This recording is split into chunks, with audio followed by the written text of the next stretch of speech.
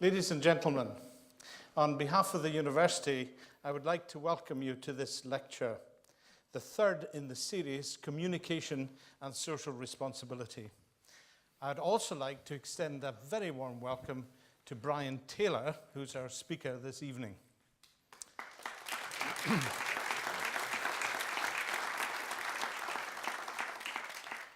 Brian is a very well-known speaker. As political editor for BBC Scotland, Brian is often on our screen, commenting on, interpreting political events, personalities, and the activities which make politics in Scotland and the UK such a fascinating and interesting topic. Brian has been a journalist since at least 1977. He started out life with the Press and Journal in Aberdeen, before completing a 6-year stint as a lobby correspondent at Westminster. In 1985, Brian joined the BBC, co-presenting the BBC Scotland political programme Left, Right and Centre with Kirsty Warwick, and also presenting Good Morning Scotland. Following this, he was successively appointed as political correspondent and political editor for BBC Scotland. Brian is a graduate with honours in English Lit from St Andrews University. He is an authority on Scotland's new Parliament and has written 2 books on this subject. The Scottish Parliament, published in 1999, and Scotland's Parliament Triumph and Disaster in 2002. He's also lectured and contributed to many other books on politics and identity across Europe and the USA. Brian, I'm told, is a patriotic Dundonian, and there must be a snag somewhere because he's also a fanatical supporter of Dundee United Football Club and loses no opportunity to trumpet their many glories. Ladies and gentlemen, I'm sure you'll agree with me that in the shadow of Leveson and a forthcoming referendum on the political future of Scotland, we've never before been in greater need of people like Brian. And without any further ado, Brian, I invite you to take the floor. Thank you very much indeed. Thank you very much. Very kind. Do you mind if I take off my jacket? I loathe wearing jackets on every occasion, so I'll just doff the jacket. Good to see you. Thank you very much indeed for coming in such great numbers. As was mentioned there, I have a confession to make right at the start. I am indeed a journalist. There it is, you know, what can I do? I've been a journalist for rather a long time. There's little prospect of cure or remission. As a craft, journalism tends to rank fairly low in public esteem, and I doubt if Leveson will help that any. There was a brief period, a brief golden moment when we rose a little above the very lowest ranks.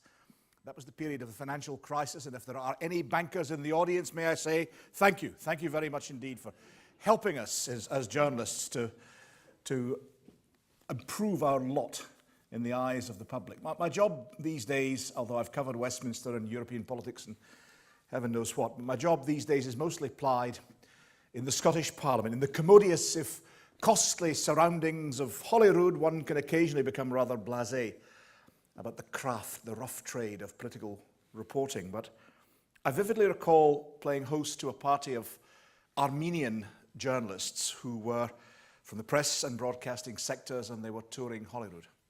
They asked me whether journalists here in Scotland ever had any direct experience of violence. And I said, only against the written word. The English language is regularly brutalised in our public prints. And how they chortled, or at least they did once my pitiful wit had been painstakingly translated. But for me, the exchange was also a sharp reminder of the obstacles which can lie in the path of journalistic endeavour. Censorship, government interference, much, much more across the world. Violence is all too common an experience for journalists who are seeking to disclose information which the powerful would rather keep secret. Now, that is not, repeat, not a plea for journalists to be given special treatment, to be placed on some sort of pedestal, to be viewed as heroes. Perhaps it's reasonable to argue for a more balanced perspective upon journalism than might otherwise prevail if one focused solely upon the merely sensational and frankly scandalous. Perhaps one might look past the obviously, inveterately, egregiously venal and accept that there remain those who are inveterate seekers after the truth. But then, of course, as billed earlier, I am a journalism. I would say that, wouldn't I? Will you allow me a little personal context? We've heard a bit about my own background. My earliest formal training in journalism took place in Newcastle before joining the P&J. And at the outset of that training course, my Geordie tutor said that the absolute fundamental requirement for a journalist in the modern world was rat-like cunning.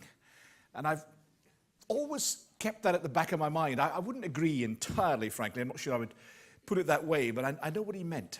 What he meant was that journalists should have a powerful desire to gather information, to get the story, with the skills to persist when faced with obstruction. While others dissemble, they should seek to disseminate. But I think my tutor also meant, I hope he meant, that journalists should avoid being part of the establishment. If anything, we are the irritant in established society. We are the midgie assailing the body politic, the nuisance that will insist on pursuing a topic upon asking awkward questions.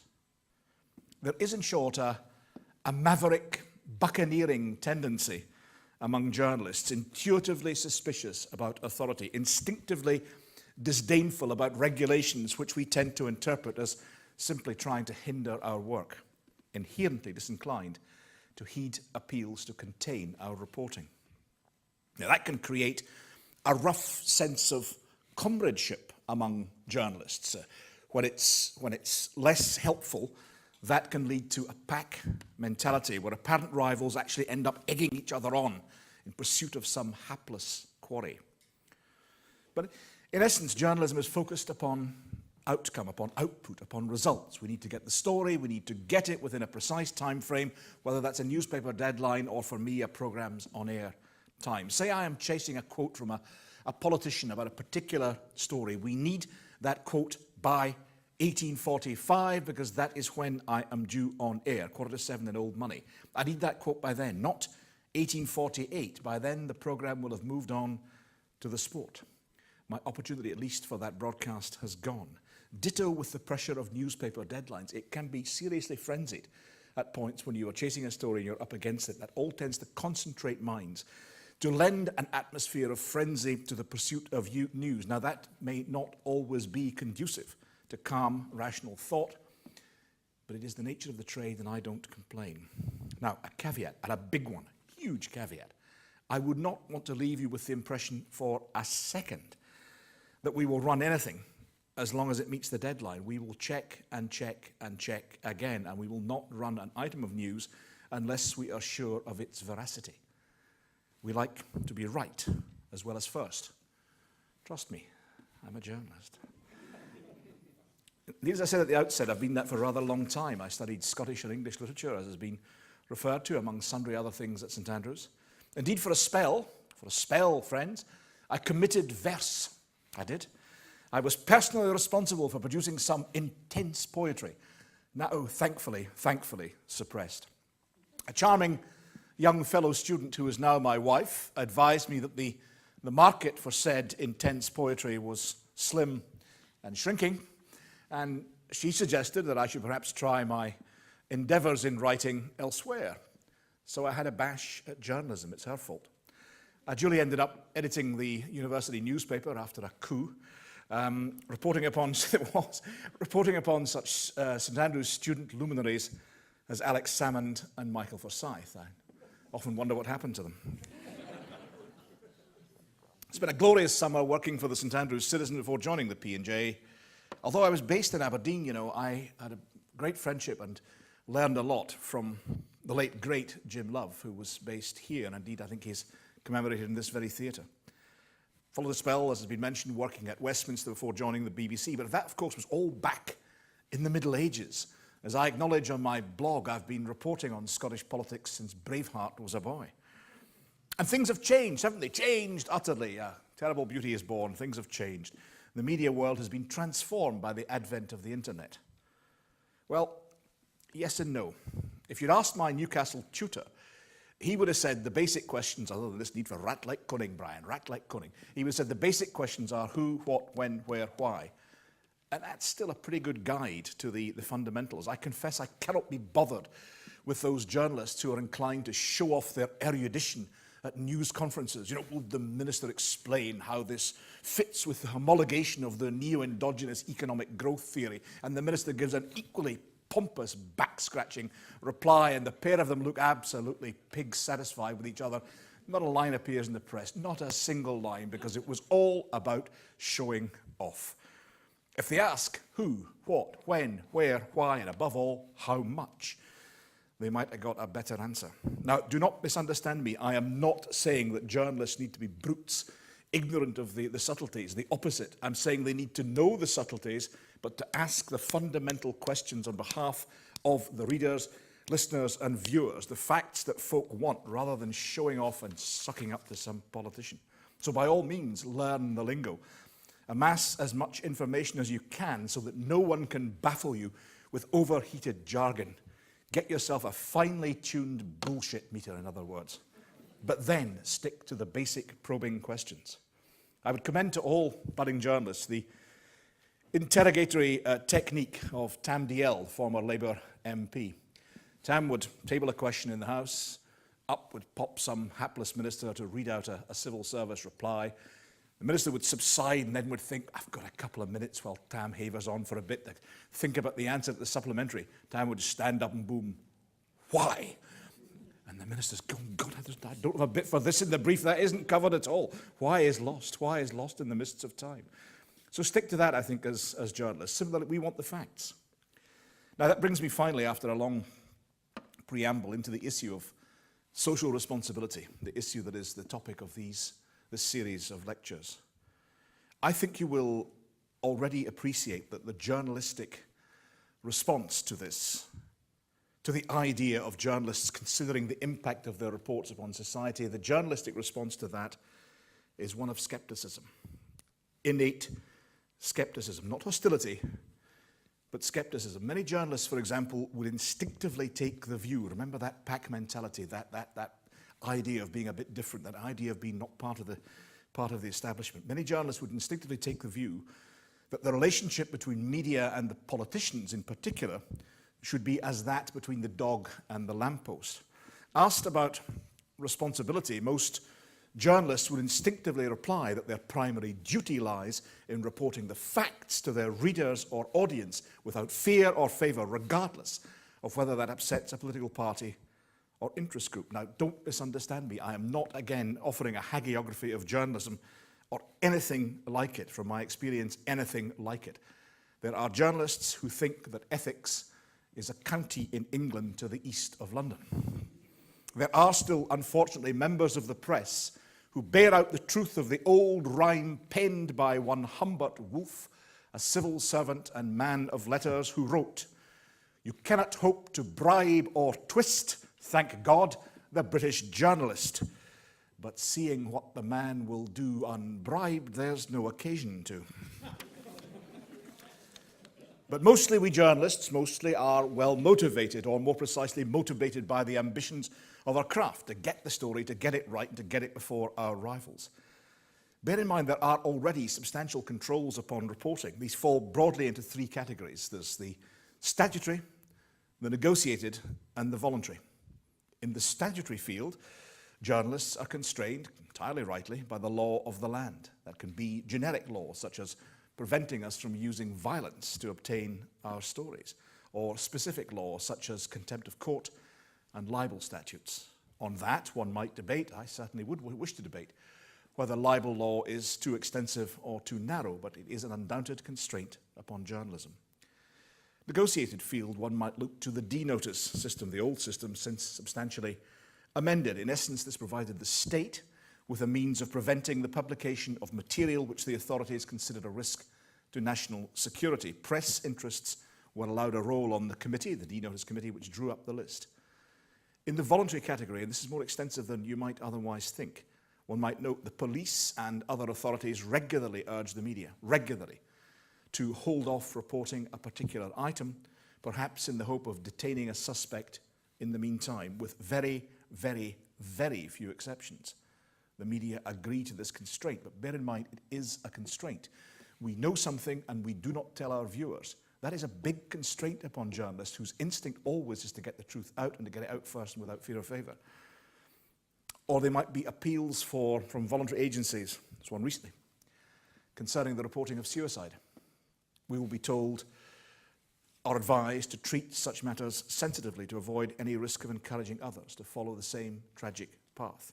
It is very definitely my experience that such appeals are heeded as a matter of course. So to these three existing limits should we add a fourth, that of social responsibility. Should newspapers and broadcasters be further constrained, remember it is further, to take account of the broader social or perhaps political impact of their reporting? I'll talk to politics and democracy in a moment, but first a couple of wider examples perhaps to place before you. I have elided the details and changed the names or titles, but both these stories reflect upon real events. Say a journalist has a story to the effect that there has been financial irregularity within a charity. Donations have not all gone to the proper recipients, it would appear. Too much has been spent upon administration, which may or may not be a euphemism for lining the pockets of the organisers. The journalist seeks responses from contacts in the charity field and is about to publish when she receives an appeal from a senior contact. Don't do this. Don't do this. The public are already suspicious about charity expenditure. If you write this, donations will dry up entirely. Vulnerable people will suffer, and it'll be your fault. Powerful appeal. Very powerful appeal to social responsibility. Quite possibly it has real substance, although it may be exaggerated. Donations may indeed be hit. What would you do? Spike the story? That's the old newspaper term. Place it on a spike, kill it, drop it, or publish. Another example, the witness protection, real one. The witness protection scheme is regarded as a vital tool by the criminal justice system. It encourages people to tell their stories, offering to save them from the threat of retaliation, the very real threat from the criminal world.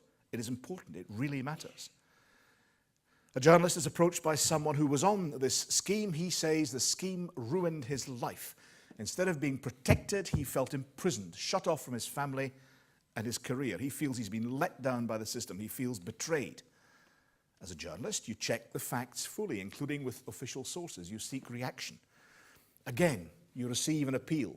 Don't write this. Don't publish this. If you do, people will feel deterred from taking part in witness protection. The criminal justice system will suffer. Criminals will go free, and it'll be your fault. Powerful appeal once more. So what do? Spike? Publish. I reckon you've probably guessed what I would do. I'd check out the facts, thoroughly and scrupulous in each case. If they stack up, I would publish. Now again, don't get me wrong. I'm not saying publish and be damned. I would say think very hard, check it out, and if you go ahead at all, publish responsibly. Just as an incidental throwaway line, do you know the origin of that phrase, publish and be damned, that is so often used? Originally used by the Duke of Wellington as a dismissive retort to a former mistress who had threatened to disclose his love letters to her. Publish and be damned, he said. Its origins lie, therefore, in a magisterial disdain of the written word, a disdain of publication. But it was turned around completely in the more famous title of a 1953 book by Hugh Cudlipp, the renowned editorial director of the Daily Mirror. Cudlipp simply exulted, in a way that I find distasteful, but exulted in the power of the press to combat vested interests. Remember, he was writing, remember though, 53, he was writing in the immediate aftermath of a war in which censorship of the press had been absolutely all-pervasive, a war in which the newspapers and the BBC were expected, despite vigorous protests, to act as arms of the government and the military effort. Social responsibility perhaps, but perhaps going a little too far, certainly for me and for others. Indeed, the Associated Press news agency has just apologized to one of their former reporters who defied a formal embargo, not an agreed one, but imposed by the authorities, on disclosing the fact that Germany had surrendered. Now, you don't get a much bigger story than that and something much more important to your readers. This guy knew this and was told not to publish. Why? Because the UK and US governments wanted the fact kept secret for a further day in order to permit a second Russian surrender ceremony to take place in Berlin first. Now, remember, too, that Cudlip was writing less than 20 years after the episode in the 30s, the abdication of Edward VIII, following his affair with Wallis Simpson, an affair which had been mostly ignored by the British press, who decided apparently on that occasion that their loyalty to the Crown was greater than their loyalty to their readers. Now, Cudlip and his ilk are surrounded by myth and by legend, often inculcated, frankly, by the newspaper tribe itself. The great William Connor, better known by his pseudonym of Cassandra, said of the Mirror that it was produced by people who are sentimental, hard-headed, thin-skinned, thick-skinned, tender, tough, wise, foolish, genial, wayward, amiable, cantankerous, merciful, proud, and humble. Didn't think much of himself, did he? So when Cudlip declared publish and be damned, it was a deliberate and assertive declaration of press power. We are the masters now. Now, such self-asserted power infuriated politicians. Stanley Baldwin, the Tory Prime Minister, condemned overweening proprietors by saying that they were like the harlot down the ages. Power without responsibility, the prerogative of the harlot through the ages. Now, I believe that newspaper power has declined considerably for a number of reasons: falling circulation, media diversity, etc. But there's still a prevailing tension between press and politicians. And that's a good thing, that's a healthy thing, that ought to be that there. Back to those cases then, spike or publish. The charity case, the witness protection scheme. I would look at the salience, the import. In the case of the charity, how much money was mishandled? Is it a trivial amount, relatively trivial amount, or a huge amount? Is there any evidence that this was a one-off example, in which case it might genuinely be just too damaging to publish that and not a significant enough story?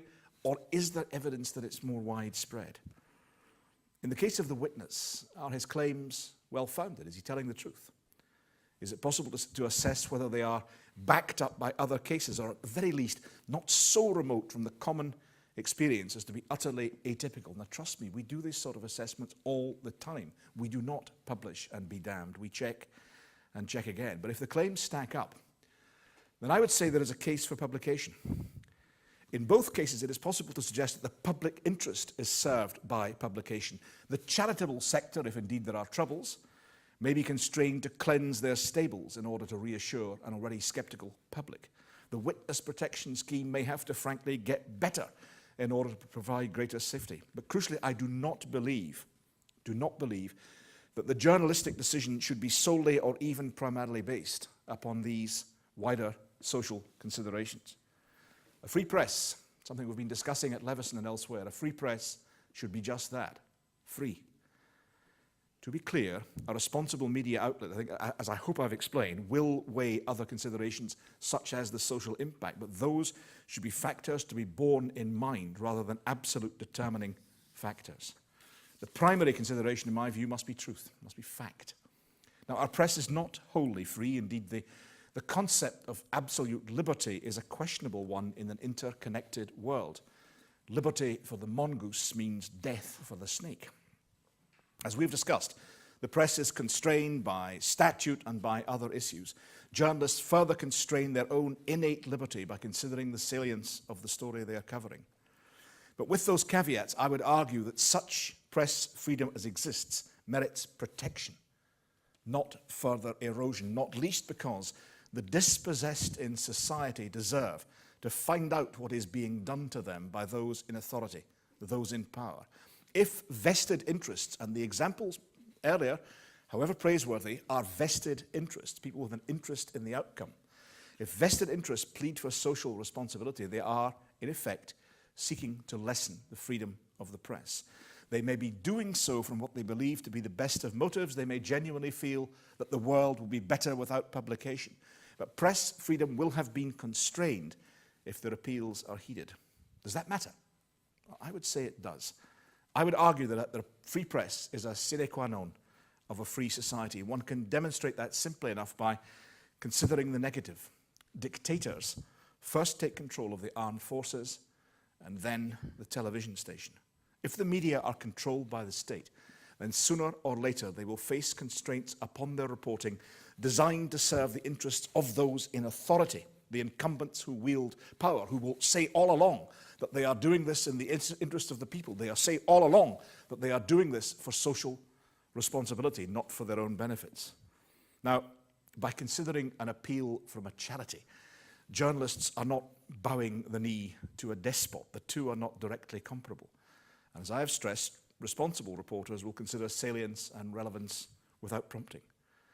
I still assert, though, just as a first principle, that press freedom is worth defending. So with that comment, with those credentials, if you like, those credentials of skepticism about social responsibility, let me turn to politics. In particular, perhaps the object of political reporting is to report fully and without fear the doings of our politicians, to inform the public about a government's actions and the alternative suggestions of their rivals, in particular to place those facts before the voters during an election. However, there is something, I believe, of a disconnect in modern politics. With the occasional connivance of the media, it has tended to develop a language and a set of obsessions all of its own, frequently leaving the public cold and excluded. For political journalists, there is a real danger of becoming an insider, the thing I excoriated earlier. There is a real danger of being held within that seething cauldron of pseudo-fermentation, a danger of developing, even subconsciously, an insider take on stories, a political village attitude. The most obvious hazard is that we view the news through the prism of the parliament where we work, whether it's Holyrood or Westminster. That's the most obvious danger. We literally inhabit the village. So we may be inclined to consider primarily the relative impact of some particular development upon the parties in that parliament, rather than the real story, which is, of course, the impact upon the people. The hazard in doing so is that the journalists are on the wrong side of the fence. They are seen as detached from public concerns, remote from their audience, standing alongside the politicians in some sort of immune bubble, gazing out collectively at the people. It doesn't mean the journalists are necessarily supporting the politicians. They may indeed be excoriating them. But both sides may appear to be obsessing about issues which are of minimal relevance to the voters and thus to media consumers. I honestly do not believe that I have ever for a second scaled down a story for fear of upsetting a contact. Indeed, my experience is to the contrary. Contacts who are worth preserving will respect frank, honest journalism rather than sycophantic toadying. I should add, one must never confuse frank, fair journalism with insult. The first informs the public, the latter merely titillates. I think the problem, though, is one of perspective. Journalists must try constantly to ask, how is this seen by the public? What is the real impact, the genuine impact? Now, it's really tempting to stay within the comfort zone. What does this mean for the SNP? What will be Labour's response? What will it do for whoever? And sometimes the partisan impact is relevant. One must cover it, particularly at election times. But sometimes it is a sideshow. Sometimes it is a distraction from the real story. Now, we will frequently, as journalists, seek human examples to illustrate the impact of government announcements. I applaud and pursue that approach. But there can be a problem as well. It can simply add to the detachment of politics from the day-to-day world. If you only cover the example and never cover the parliament where the issue is discussed, by attempting to solve a problem, you can end up exacerbating it. People may be aware of the controversy over alcohol or pricing of fuel or energy or rural depopulation, but unless the political context is given, they will not connect those issues with parliament and partisan debate. And if that political context is not given, then folk find it hard to make their mind up at election time, and you get the sort of decline in voting numbers that we are seeing in this country and elsewhere. People may say they are all alike. There's nothing to choose between them. But if we only present the political choices sporadically at election time, then we may tend to be reinforcing that feeling. I'm not saying political views and options must predominate. I'm trying to get this idea of a balance, that we cover the issues that are of genuine concern to the people, but we contain that element explaining what the various parties would do about it. So I would see it as a civic duty, a social responsibility, if you like, to make politics relevant. not by any means endorsing one party or the other, but by explaining the rival offers of the various parties on the key issues as they arise, not just in vague terms when an election looms. It's not providing an open platform to political parties. They are far, far, far too inclined to confuse coverage with propaganda, for which I don't blame them. From their perspective, it's understandable. But as journalists, we should be presenting the basic facts to the people. The content of a manifesto or a policy statement, including any problematic issues which might arise, such as a senior candidate contradicting that manifesto or a departure from past policy. Coverage again, free, fair and honest, not supinely compliant or at the other extreme hyper-critical. Our social responsibility lies in treating politics and political parties with analytical skepticism. Which raises another issue. Should journalists encourage people to vote? Should, as journalists, we say to folk, this apathy is a terrible thing, we suggest you go out and vote? I would answer on balance, no, because I would make a distinction between this question and the election coverage more generally. We're providing the basic information which may assist political voters, potential voters rather, to make a choice. Candidates, parties, are working on behalf of the people. We're trying to work on behalf of the people to disclose the facts which parties may want to publish, and also, frankly, some which they would rather conceal. But I think urging somebody to vote, telling them to vote, is different. There will be some people who cannot be bothered to vote, but there will be others who are abstaining on principle. And it doesn't seem to me that it is the journalist's job to seek to persuade either group to change their chosen behaviour. Because again, if we do, the danger is that we are once more seen as journalists as insiders, part of the political machine, part of a propaganda campaign cajoling reluctant people to the ballot stations, the polling stations. I'd lodge a caveat. I would say it's entirely reasonable for journalists to explain the consequences of abstention. I would contend that abstaining in an election is not like boycotting a supermarket.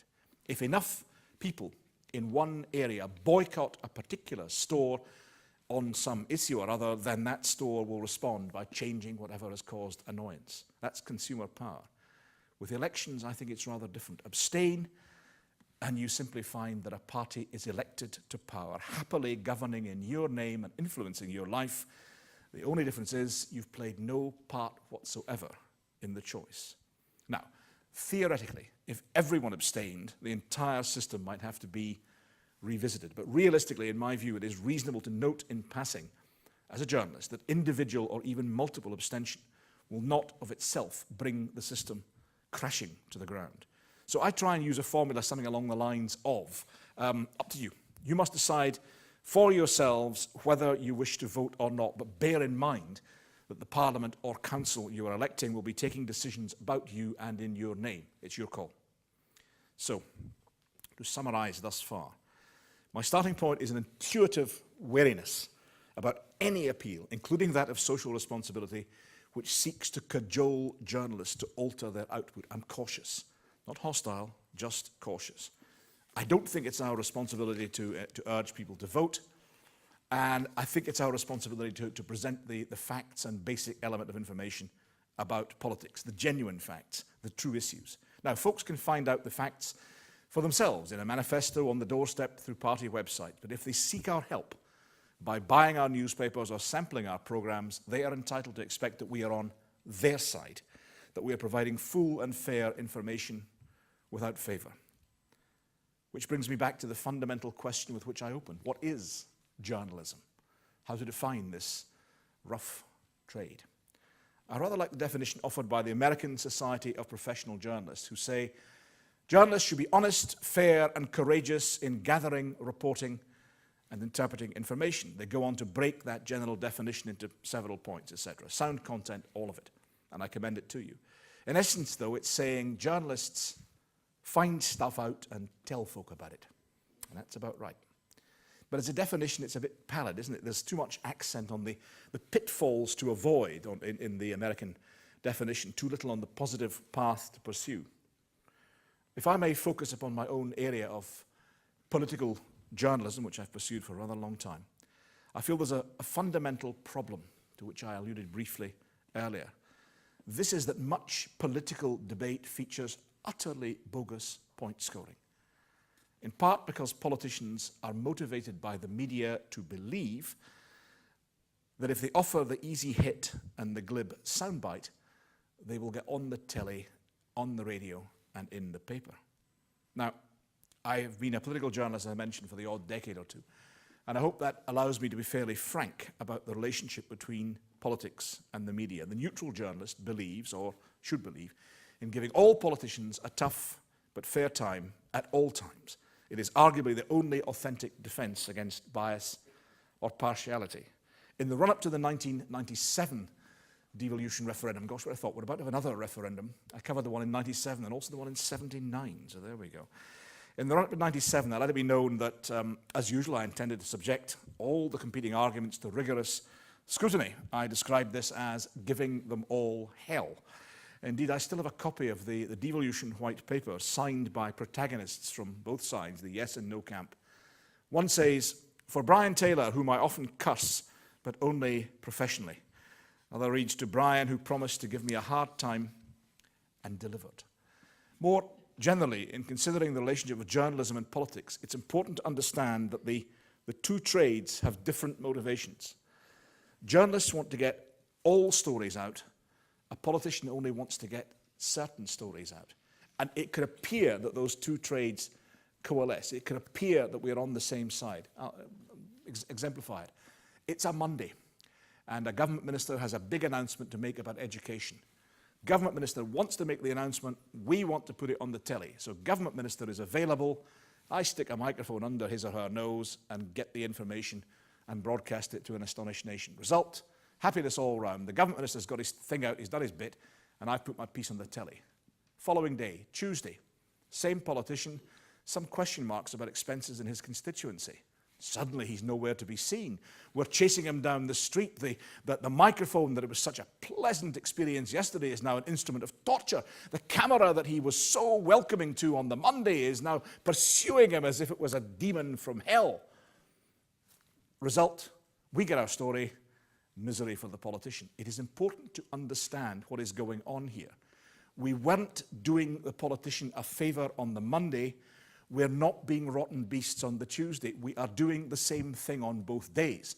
It's just, which is trying to get the story. It's just that the politician likes the Monday one and doesn't like the Tuesday one because they have a very different perspective. They want to get bits of the information out. We want to get the whole thing. Now that's an extreme example. We mostly rub along together somehow. We can remain on amicable terms as long as we remember those different motivations. When devolution was established, there was talk of a new politics based on principles of participation, power sharing and transparency. The political talk was of seeking consensus. Now, as with the notion of social responsibility, I feel a bit uncomfortable about this. If misapplied, it can simply be a way of stitching things up between the parties behind the scenes and cutting out the public. To be fair, I believe the concept has been misunderstood. It was not envisaged by Henry McLeish, who chaired the Constitutional Steering Group, by others like George Reid. It was not envisaged that partisan hostility would be entirely suspended. It was not thought that all political problems would be solved by a group hug and a rendering of Kumbaya. There are issues which are thoroughly resistant to consensus. It's a commonly held cry that politicians should all sit down together and sort out their problems. Why don't they just sit round a table and sort it out? Why? Because they don't agree with each other. They could sit there for the entire day, and a unionist politician will not agree with an SNP politician on the question of independence. They could sit for a fortnight. It wouldn't make the slightest difference. If there is a fundamental division between the two, sitting down at a table, however elegantly polished, is not going to make the faintest difference.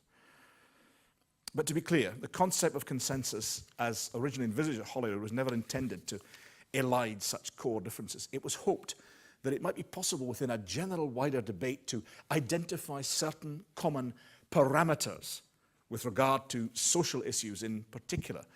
That Holyrood might agree collectively, Scotland has a problem with X, and then proceed to discuss possible competing solutions frankly openly, decently and fairly, but without rancour and the overhyped differentiation, frankly, driven by partisan concerns. In short, open, untainted argument covered openly by a free media. To my mind, the most helpful ministerial answer when confronted by a newly emerging problem would be one which said, I haven't a Scooby. I'm not sure precisely what to do with this. I've got a couple of ideas, but I'm open to others. The most helpful media coverage would be one which tracked potential alternative solutions to that problem from perhaps opposition parties or experts or others. Not one which excoriated a dithering government and demanded instant action. But the first principle must be that the debate is honest as well as open. It must be alert to the possibility, however remote, that wisdom may not reside solely with one particular political party.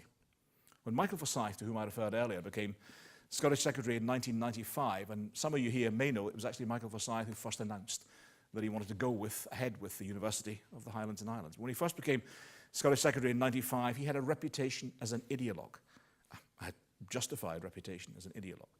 But he disavowed that by declaring bluntly that he was willing to listen in office and back that up by holding one of his first meetings with the late great Campbell Christie, then the head of the Scottish TUC. Alex Salmond.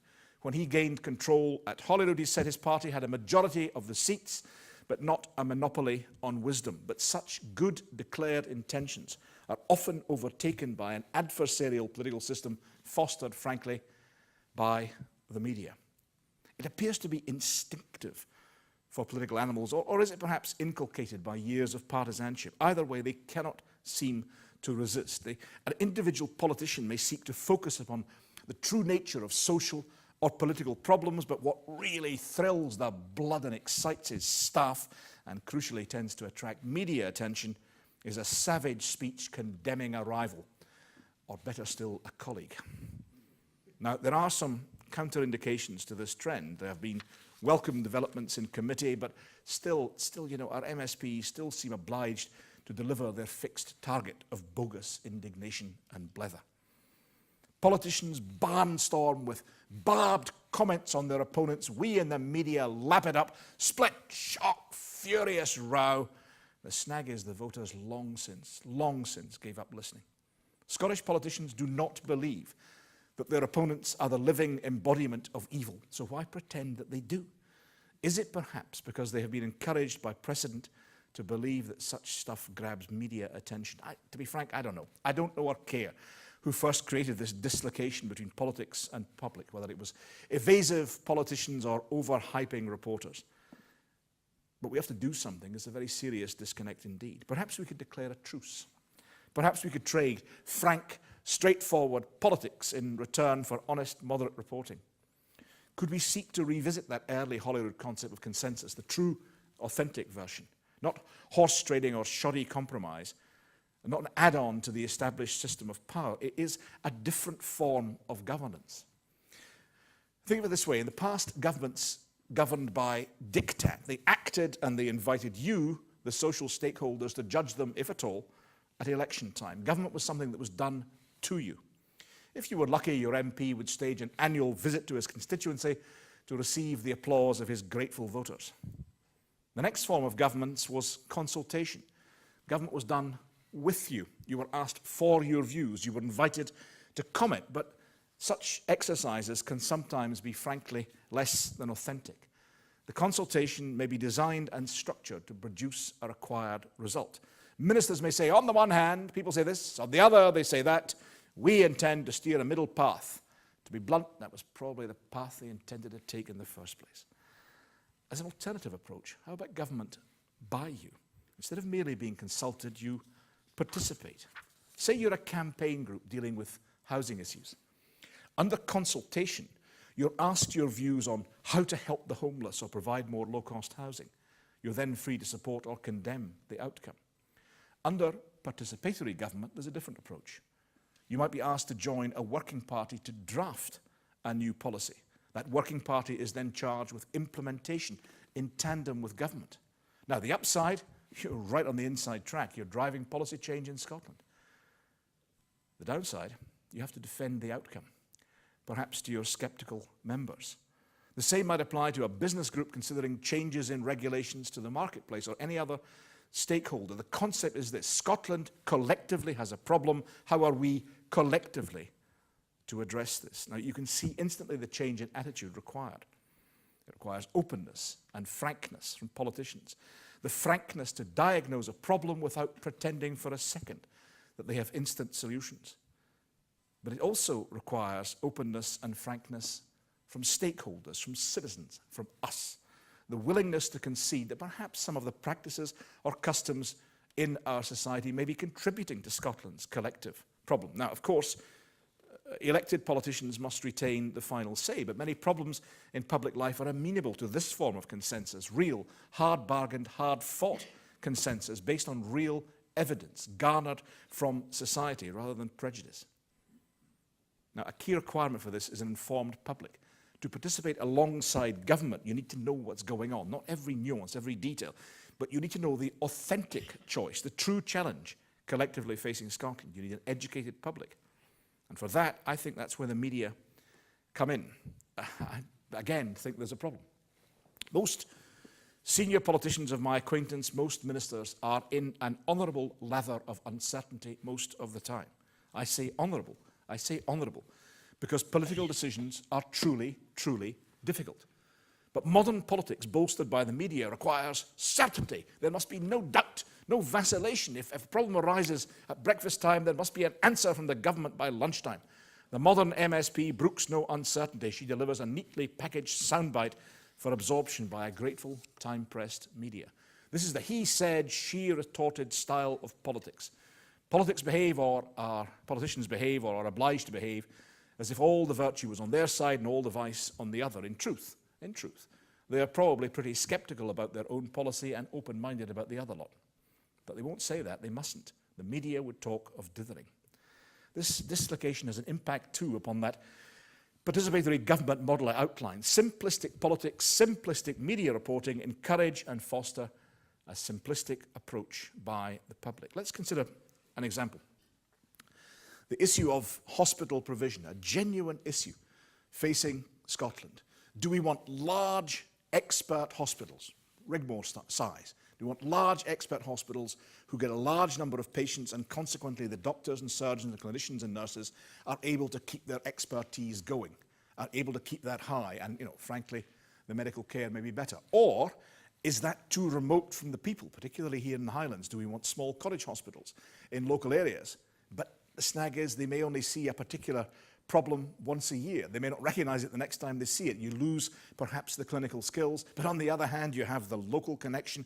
You lack that dislocation. So you say to the people of Scotland, what would you like? What would you like? And they say, we would like a hospital the size of Rigmore, please. And we want it at the end of our street. And we'd like it at the end of the next street as well, please. And also, see this street? It wants a Rigmore as well. And they have been encouraged to think in that way by, frankly, platitudinous politicians and platitudinous media coverage. Sundry ministers have occasionally attempted to rephrase the choice. I think of Malcolm Chisholm doing that. A current health minister tries to do it as well, to set out the complexities involved in this decision. But almost without exception, the discussion zooms back to he said, she retorted, the minute there is the first scintilla of a campaign in a local paper saying, save your hospital. Ask the public to make a choice, and they will say they want Edinburgh Royal Infirmary, they want Rigmore at the end of every street. It's not easy, It's really not easy for politicians trying to confront this sort of choice, because they are understandably wary of criticising the voters. It's not a particularly good political career move. In this respect, I reflect with admiration on the defeated US senator who was obliged to make the standard speech conceding defeat to his noble opponent. And he said, the people have spoken, the bastards. And I've always loved that honesty and frankness that was there.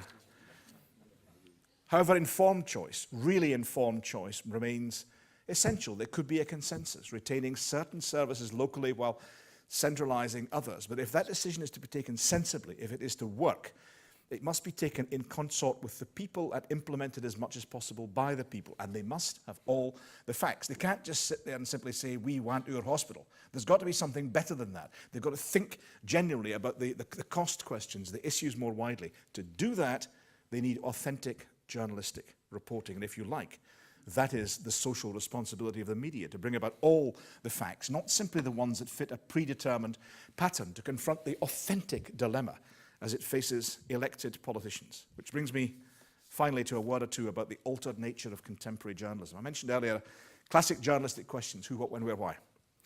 To that we should add how.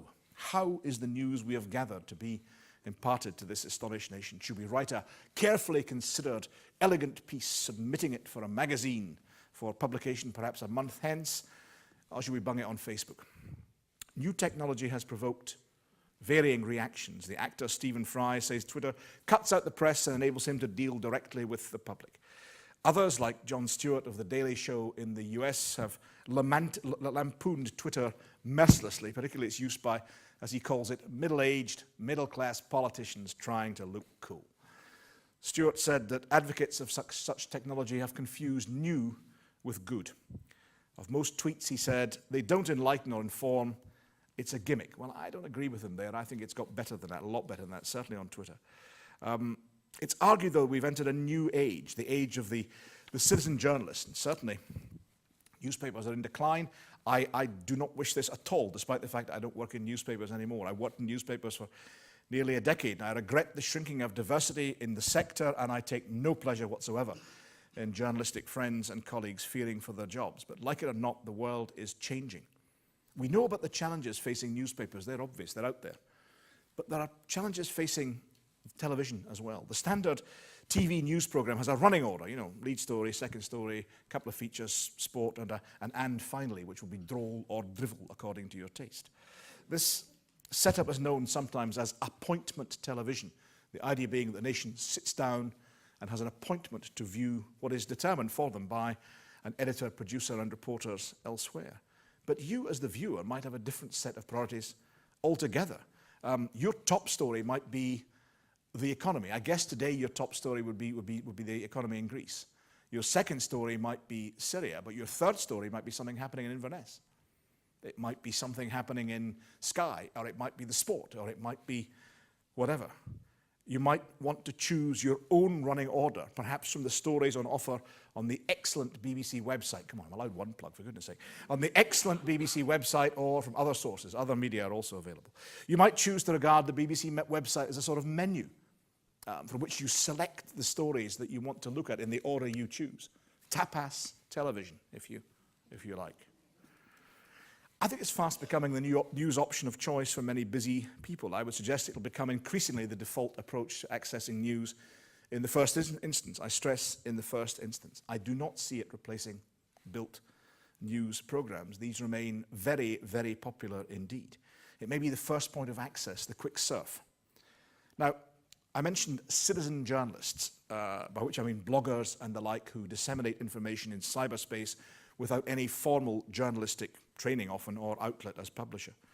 They're often hugely cynical about established media outlets and journalists. It would be all too tempting for, if you like, insiders, journalists like me, to dismiss this out of hand, and frankly, that's what most do. I think I'm more open to challenge. I hope so. Now, have I signed a Faustian pact with the world of politics and politicians? No. Do I go easy on them on occasion in the knowledge that I will have to come back again and again to dip into that same pool of information? As explained earlier, no. Do the citizen journalists show up the old hands like me again? No. It's an easy accusation. One that is superficially attractive to those who believe intrinsically that the world is governed by some giant conspiracy. By contrast, friends, 35 years of journalistic endeavour, almost wholly in the world of politics, have tended to incline me very firmly indeed, towards the cock-up theory. Yes, there are politically motivated journalists. It's rare for them to hide their sympathies. One can generally factor that into the equation. I think that too many citizen publishers are rather too inclined to confuse journalism with invective. Yes, they will frequently be much, much harder than mainstream journalists or carefully selected political targets. They will be much, much more vigorous and rigorous and tough and hard. And sometimes a news editor will say to me, Brian, this is a great story online. It's a great story. I say, that's a tremendous story. That's a cracker. That's a far better story than mine. It's just one snag. Mine happens to be true, and that's bilged from beginning to end. But that need not mean that the mainstream counterparts are soft, merely that bloggers may base their appeal upon competitive insults, outpacing each other in the race to lampoon and condemn. Come on, enough, Brian. I'm a fan of the blogosphere. I love Twitter. It's a little like the coffee bar scandal sheets of the 18th century, an alternative and unfettered source of gossip, much of it nonsense, but some of it true. Those 18th century diarists, and I'll finish with this, frequently claimed they only disseminated gossip, in order to improve the morals of the time. One, writing in the Female Tatler, commented primly, the only way to correct great men's foibles is handsomely to ridicule them. A seasonable banter has often had a reclaiming effect when serious advice from a grave divine, and it's grateful to see one in the audience tonight, has been thought impudence. Now, our writer was relishing gossip for its own sake. I subscribe to Twitter. I use it as an information source. It's feasible to regard tweets and blogs as part of that wider information menu that I talked about, alongside material which may be gathered by journalists and others from conventional sources. I positively relish the fact that such information is widely and freely disseminated. It is a good thing, but I don't think the wheel has been reinvented. First, as has been occasionally demonstrated, online publication does not remove the requirement to observe the legal constraints, the laws on defamation, contempt of court, and others. An awful lot of people think it does. It doesn't, as some are beginning to find out to their cost. Further, when we read a blog or a tweet, we also need to ask ourselves the same question we would ask about a newspaper columnist. Is this true? Is it the whole truth or partial? Is there an alternative perspective? And also the classic question, cui bono, to whose good? Whose interest is served by publishing this particular item? And has that interest influenced the content? Is the author publishing, in short, out of a sense of social responsibility, or to spread misinformation, or to do down a rival, or to defame? To be clear, it is legitimate to pose those questions and others, both to traditional professional journalists and to the citizen version. To be clear further, I warmly welcome, the more rigorous questioning which may come the way of mainstream reporting as the consequence of the wider availability of information and chat online. Trust me, friends, I'm a journalist. Thank you very much.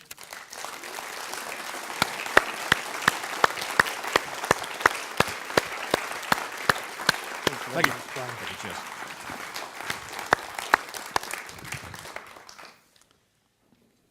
Ladies and gentlemen, Brian has kindly agreed to take some questions, and for the benefit of those people who are attached to us by video, and also for the benefit of the whole audience, please use the roving mics which will be provided when you want to ask a question. That was great, Brian. Are you scunnered with the news that is 95% about Rangers and Duff and Phelps and only 5% coverage of the earnest journalism that you espouse? And is the rumours of your moves to Al Jazeera correct? I hadn't heard that, but that's one of the better ones. I do not think I shall be moving to Al Jazeera in the near future. And I've rather enjoyed the coverage of Rangers. It's a fascinating story about a major Scottish institution, sporting and otherwise, and business. And I think it's of interest to our viewers. I can only say that the viewing figures go up when we're doing stories about Rangers, not down. And I know that may astonish some in the audience. They're probably saying, oh God, not Rangers again. But it's been a big story with a big development, and it'll be over soon, won't it? It will be. No, it will be over soon. It will be over soon. I think it's a quite remarkably difficult decision that currently faces the various SPL chairmen as to what to do with regard to Rangers. On the one hand, commercial interest would seem to say to them they should keep the Rangers in the SPL. On the other hand, their own fans don't seem very keen on that. I conducted Brian's big debate program in Dundee on Friday, and they were almost universally against it. So it's a tough one. So I think there's a social story there. There's a historical story there. There's There's people, there's jobs, there's... Oh, no, it's a good tale. It's a good tale. No? No, no. Not convinced.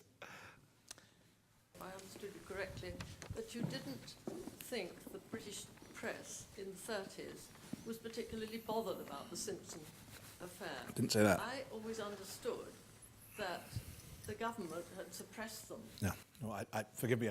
I didn't say they weren't bothered by it. I said that their loyalty to the Crown and the government was greater than their loyalty to their readers. That they were absolutely suppressed by the government and encouraged by the senior ministers and others to do so. What I said was that they didn't fight particularly against that with one or two noble... Oh no, forgive me if I left that impression, it's entirely wrong. It was active suppression by the Crown and the government authorities. My objection was not to that. That's if I were in government, I'd try and do it as well. My objection was to perhaps the over easy and compliance with which the newspaper said. So it's that the compliance was a little too ready was what I meant. Forgive me for expressing it badly. Now, I've got a question that's come through from social media, Brian. What are your thoughts on the Leveson inquiry? I was down in London on Wednesday covering Leveson. For the First Minister was appearing, and I know there are some who feel that it's gone on longer than the Rangers saga. But once you begin a process of this nature, as we see from a couple of reports this morning, although it can be frustrating to those who are onlookers, once you begin the process, you have to allow it. With the freedom of that the inquiry has, we talked earlier about the freedom of the press, you have to allow it to go its own way and to take its own course and to ask its questions in its own way. There are times, frankly, as a journalist, I've been covering it both directly and remotely a number of times, when I have been screaming silently and sometimes not so silently at the information coming my way and wondering if they will get perhaps more directly to the point. But then I consider, Brian, that's you thinking as a journalist. The guy asking the questions is not seeking a quick story to get on the 6 o'clock bulletin. He's actually seeking to pursue his inquiry in his own way. In other words, it was a lesson to me that when I sometimes chide politicians that they're not aware of the two different motivations, I should be aware that Mr. Jay and Lord Justice Leveson have different motivations from me, my motivation being to get a decent clip of the 6 o'clock news, which is not, I'm sure, the primary purpose of the inquiry, although it should be. You mentioned earlier on the sort of contrast between you'll do the reasonably relaxed story with a minister of one day, but you'll have a go at his expenses the next day. Yeah. You do both of those equally thoroughly, should we say? Avidly, yes. Yes, avidly. But the problem is that if the two stories come on the same day, we can be sure that the expenses one will take over from the other one. Can we? Oh, If the expenses are tiny, the expenses story is tiny and the educational story is huge, then maybe Shonik would do the education story and I would do the expenses one. If the stories are big enough, they will get it. Am I saying that a story always survives in a competitive news agenda? No, it doesn't. If a huge event happens, it squeezes everything else out. I think it's more that the public entertainment. I think it's perfectly understandable. I think the public entertainment, however, if you're doing the agenda in a newsroom, the running order, the expenses story is going to excite all of us rather more than the fact that there's a rather dull but very important education announcement. But it might not be dull. It might be really good. It might be. If you do it, it'll be wonderful. It might be, and if Shonik does it, it'll be wonderful. It might be really, really good and really valuable. You judge stories on a series of. I'm being whimsical because I'm probably agreeing with you that if a story is about, I don't know, something of that nature that you discussed, it might just excite possibly a newsroom a little more than some announcement about education. But we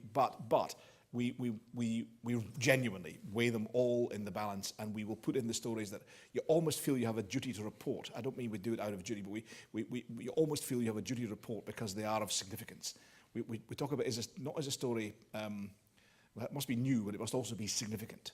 I mean, you get millions of news announcements every day by governments of Scottish government, UK government, political parties are bombarding journalists with what they regard in their curious way as being news stories, and we discard 99% of them, not because they don't have some merit, but because they're not particularly significant. They don't take the thing forward. So we'll grab on the big one. But yeah, of course you're right. You've got a point. Do you think perhaps that in the West now we have government paralysed by the press, and do you think perhaps that's a desirable decision by governments? Yeah, I'm not sure it's paralysed. I wouldn't go as strongly as that. But you have governments who are perhaps over-exercised by what is said and written about them. But then that is understandable when you consider that it's certainly if they are democratic governments, they are exercised by what is said and written about them, because it influences the way that voters will go for them at the next election. If you are a plutocrat or a despot of some kind, you don't give a monkey about what is said in the press. You probably own the press anyway. You certainly own the television station. And you don't care what they say anyway, because there won't be an opportunity to vote. So I think it is reasonable that there is coverage by, one hopes, independent-minded sources and observers, including online, that give a different impression from that would simply be gained from reading the official version of a particular news story or other. Do I think they're paralysed by it? No, they're not. Good ministers are not. Good ministers are able to take decisions, but they have to be aware of not just the press, but what the public beyond that will think. The people who have spoken, the bastards, bear that in mind always at any time. If you want to get a minister's real attention, then remind them of the constituency engagement or the voters' concerns. I think I made, in most of the speech, made clear that I am concerned about the nature of the atmosphere, the ethos generally, in political reporting and consequently in political debate, political discourse. I'm concerned about that. I don't think it amounts yet to paralysis. I think we're quite a long way short of that. Governments are still capable of taking decisions. They perhaps just take a long time about them, but that's because they are genuinely concerned about how it will go down with the public. Right. The law is working. The law is working. At the very back.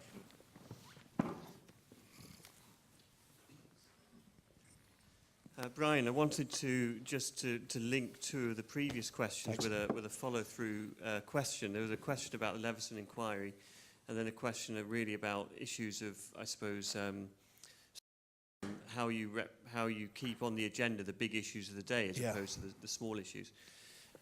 The other day I was driving and listening to the radio, and I think it was Radio 4, one of the news satire programs. And it was really characterising the Leveson inquiry, at least the projection of it through the media, as something of a soap opera going on over a long period of time, and it had all the music and the things that you'd expect. But that led me to thinking really about the media portrayal of the Leveson inquiry, some very serious human issues underneath that, and some very serious public interest. And I suppose the question is, to what extent are those issues really coming through in the media coverage? I'm thinking here, just in my own head, of the coverage around the David Cameron-Rebecca Brooks relationship, the texts and this sort of thing, which somehow, in my mind at least, make what is a very serious and important issue rather superficial and surface level. So it's really a question as to what extent that the coverage of the Leveson inquiry currently is really getting to the depth and seriousness of the issues that are there. I genuinely think it is, both on television and in some of the heavier newspapers. I mean, the emails or the text messages exchanged between Rebecca Brooks and David Cameron were not done for titillation or entertainment. They were covered because it was being said, it was being challenged to the Prime Minister, that they were evidence of a warmer relationship than might otherwise be thought to be the case. That was I'm not saying that is the point at issue or the question. I'm saying that is the question that was put to the Prime Minister, and the texts were used very substantially. They were not a throwaway line by Mr. J or by Lord Justice Leveson. They were used as quite a substantive part of the argument. I think the coverage of Leveson has been extremely well balanced, extremely fair, and not least on the BBC when it's covered live. The entire thing is put out both on, in very, very substantial measure, on the news channel, in very substantial measure on radio. And if you want it gavel to gavel, there's a thing called Democracy Live. Has anybody used that? On BBC online service, whereby you can see coverage from UK Parliament, Scottish Parliament, and in this case the Leveson inquiry. If you want it undiluted and gavel to gavel, it's there.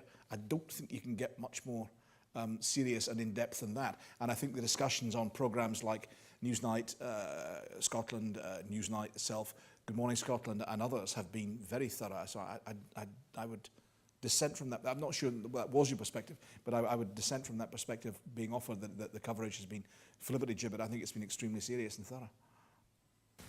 Do you approve of campaigning provincial press? Do I approve of? A campaigning provincial press. Give me an example of one, and I might be able to. I'm frightened to. Ah. Campaigning for the general benefit of its leadership. It's slightly tricky for me in that we don't do campaigns in a neutral broadcasting organisation. Mm-hmm. I can see why it isn't a huge attraction for a newspaper, and I can see when it can be a huge benefit if they are genuinely in tune with their readers. Then yes, absolutely, and there have been some tremendous examples of individual misapplications of justice in the wider sense, not court justice, perhaps being exposed by campaigns in the local press across Scotland. I think Scotland has a very vibrant, I hope it stays that way, a very vibrant local press. As I said, my very first summer job was on the St Andrews Citizen, and God bless them and all the other papers of that nature. They are at their best when they are absolutely in tune with their readers, and that means all their readers, not with powerful interests locally. When they are in hock to the council or the police chief constable, then they've had it, because they're not covering anything of value to their one. They're covering of value, but eventually their value will decline. So if they're genuinely in touch with the concerns of their people and their society and reflecting it authentically, as they may be doing in a campaign, then all part of them. You referred to this very much to this journalist tradition of getting the facts out. Yes. I just want to query as to whether that is a bit paralleled by government talking about evidence-based policy. That if you concentrate only on things that can be identified as facts, you're not really, and in some ways, you're not really dealing with the real issues. The real issue in the 1930s economic crisis was that nobody understood what was going on.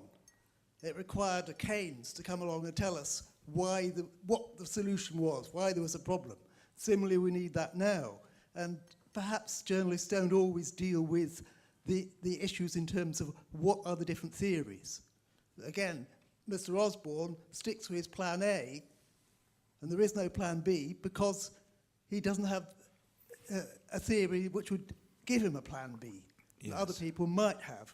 Or somewhere in the universe of thinkers, there is a plan B somewhere, and journalists should be out looking for it and talking about ideas as well as ostensible facts. Yeah, I consent entirely to that, but by facts I meant including alternative ideas and alternative perspectives, and I hope I tried to make that clear, that I think governance by consensus does not involve a cheap, easy consensus. I mean, government by consensus in the past sometimes meant, for example, squaring one interest, squaring another interest, and then fine, that's the deal done.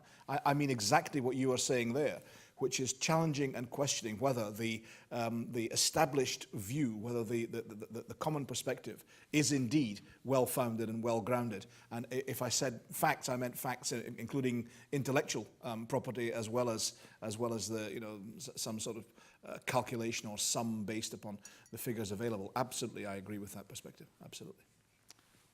Question here.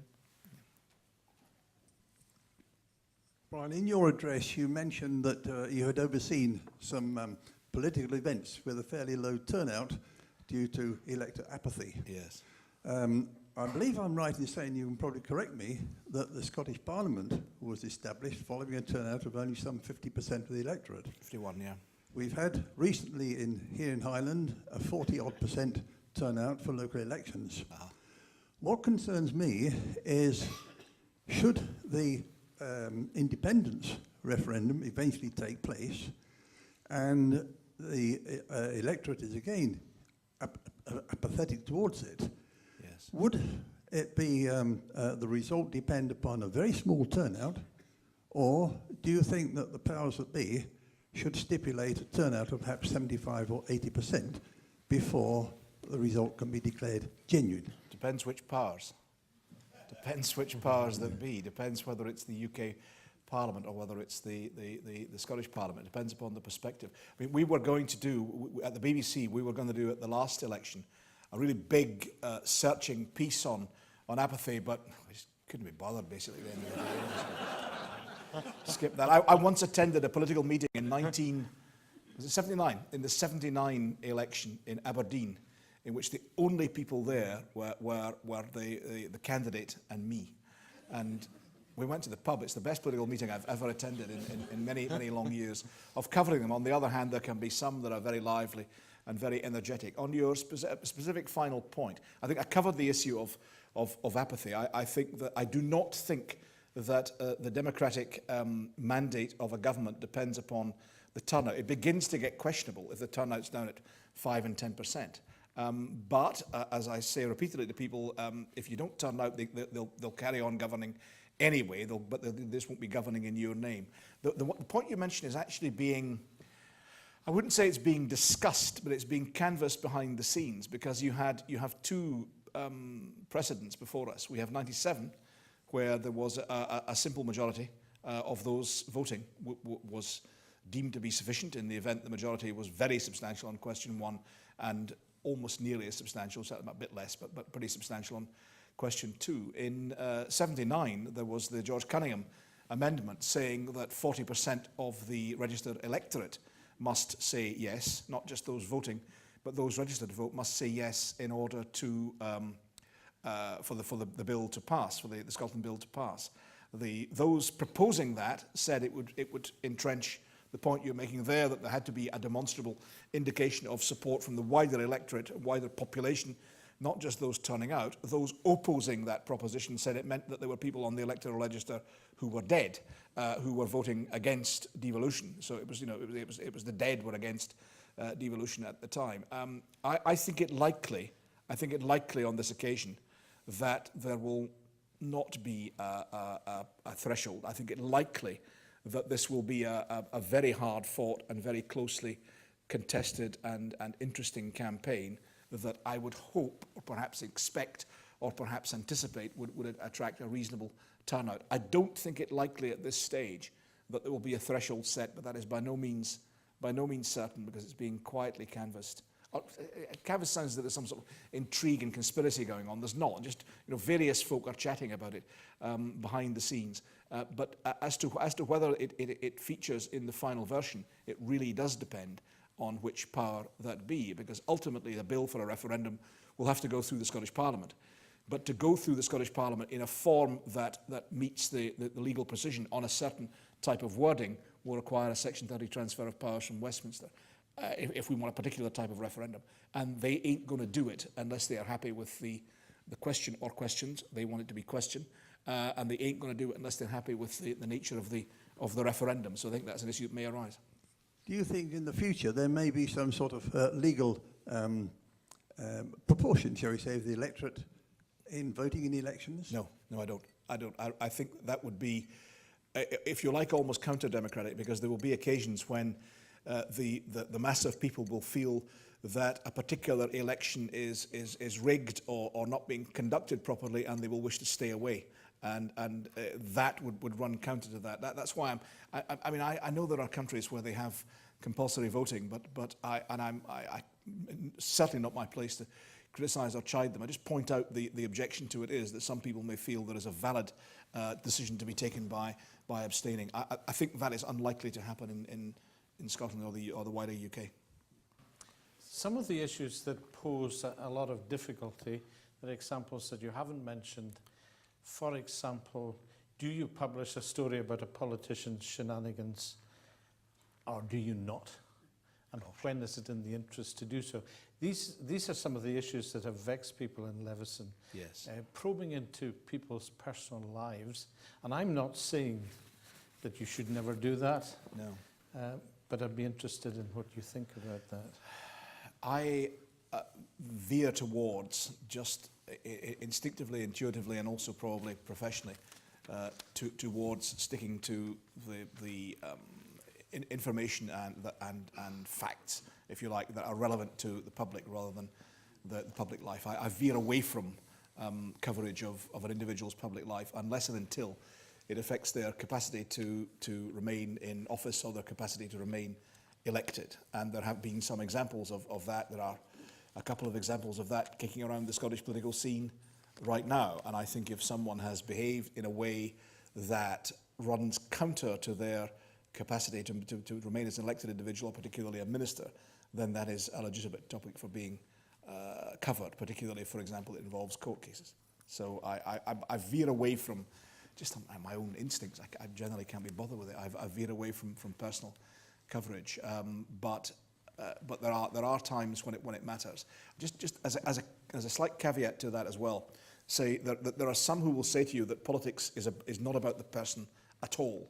It's entirely about the policies. You'll frequently hear this. It's not about the personality. It's about the issues. Bollocks. Absolute bollocks. You are not electing an automaton to deliver the manifesto from page 1 to page 17, including subclause A. You are electing an individual as your MSP or your MP, or ultimately your First Minister or Prime Minister, to take decisions on your behalf, wisely and sensibly, in the issues which arise.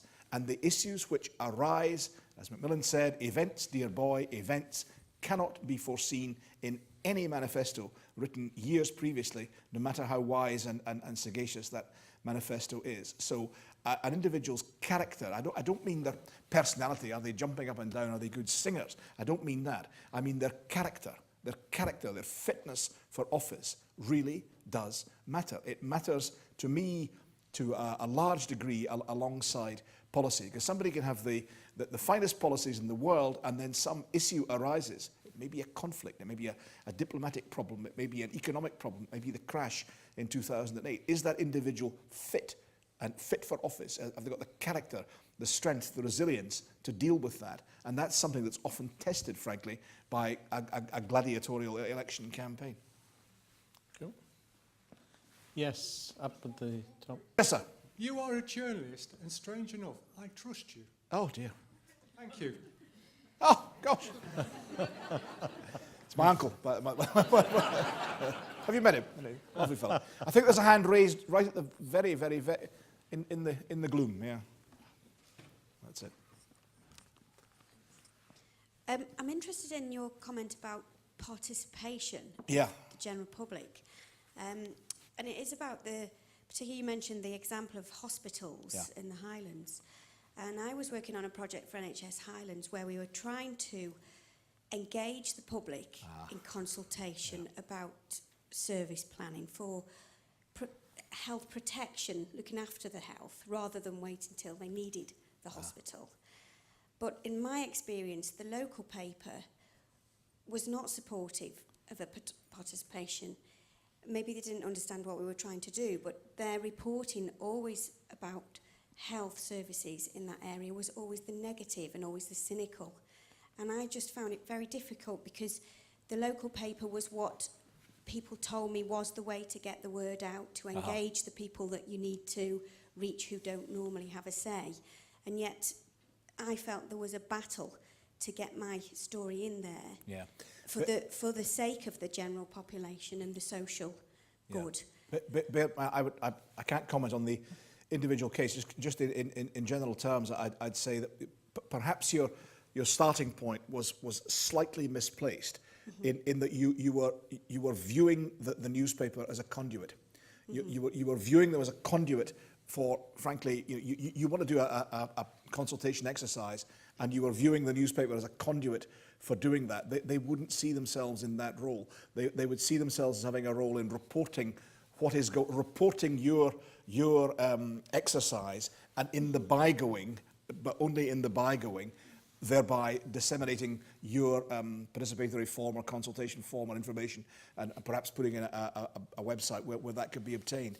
The way to do it might be, perhaps, if you could try and, again, not to me to give advice on that sort of thing, but a way to do it might be to try and energize a news story out of it that then, as a secondary issue, has the fact of has the ability, the capacity to channel that information to the public. If you suggest to a journalist in the first place that he should, as a social responsibility, be a conduit for your publication of your information, however worthy, the hackles will rise and they won't do it. No, we did do a story, and then we did say, you know, there will be other things that will come about. Look out for them in the area. Sure. But unfortunately, it was only if we paid the newspaper that we got anything published. And I just found that was really quite sad. Well, but if you think about it from their perspective, they would regard what you are doing as advertising, and they generally do charge for advertising. They would regard what you're doing as not as editorial.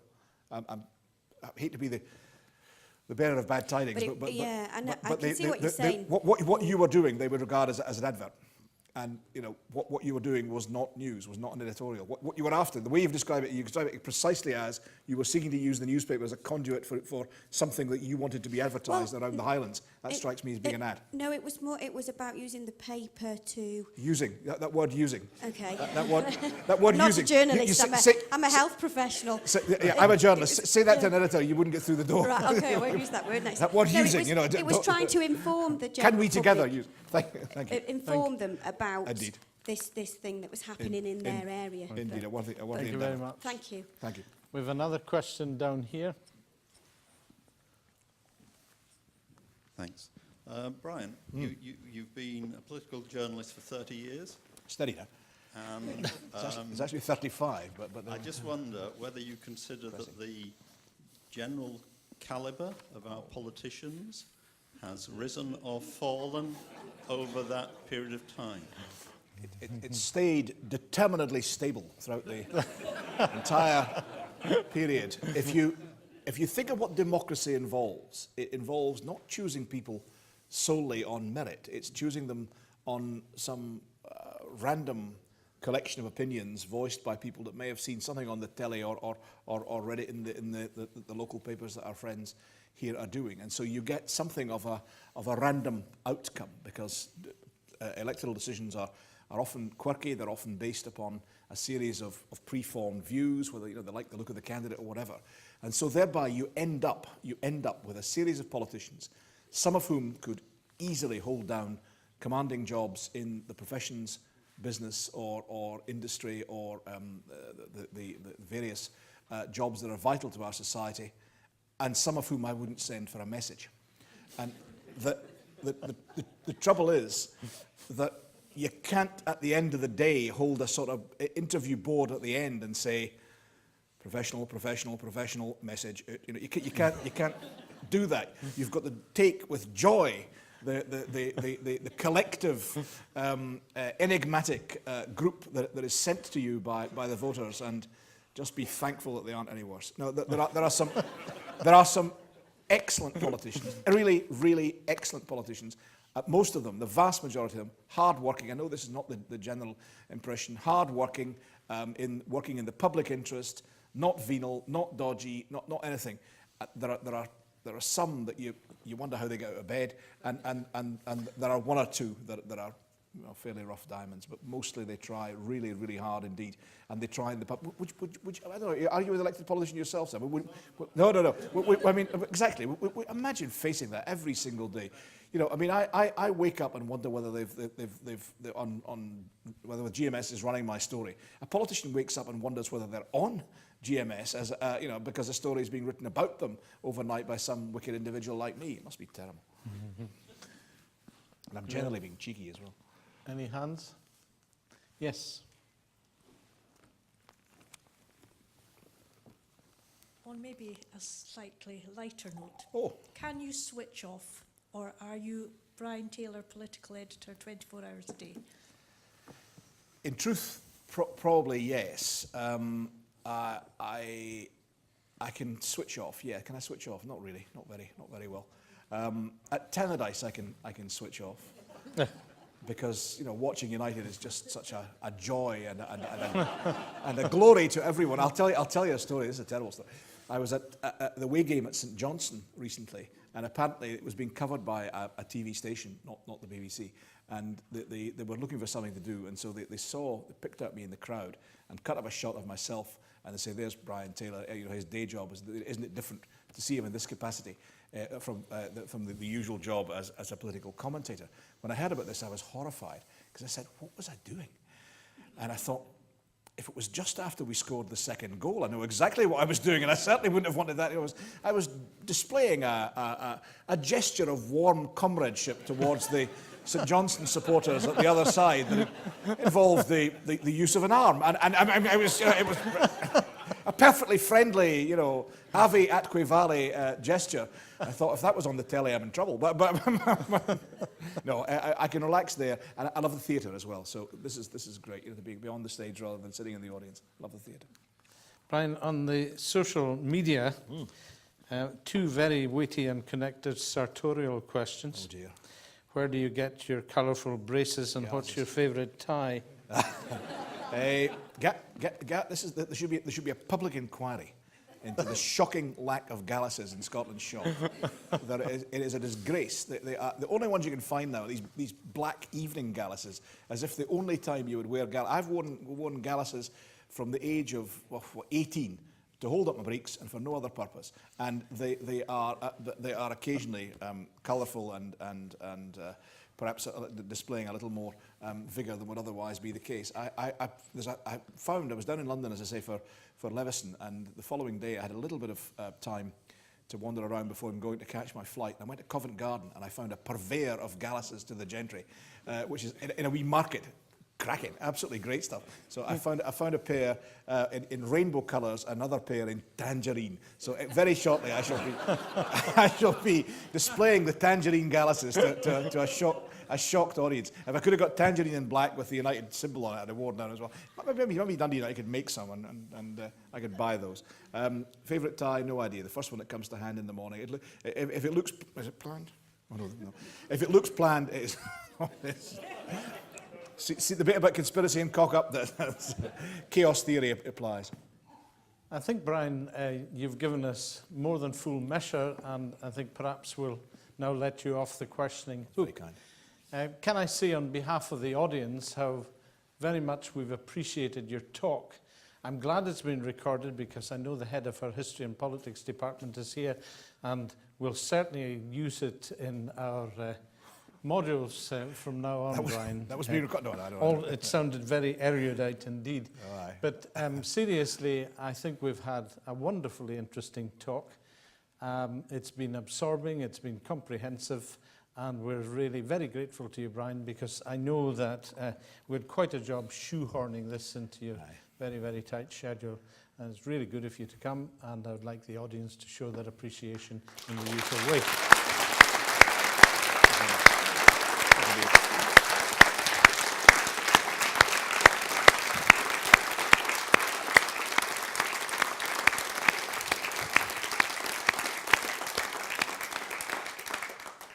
Now, can I say that the next event in our public lecture series is entitled "To Subject the North of the Country to His Rule, Edward III and the Lochendorb Chevauchés of 1336." And this will be presented on the 5th of September at the Executive Office, which is near here, and it'll be given by Dr. Ian McInnes of the UHI Centre for History. So do please come along and look at our website, and you can get tickets and access in the usual way. Thank you very much.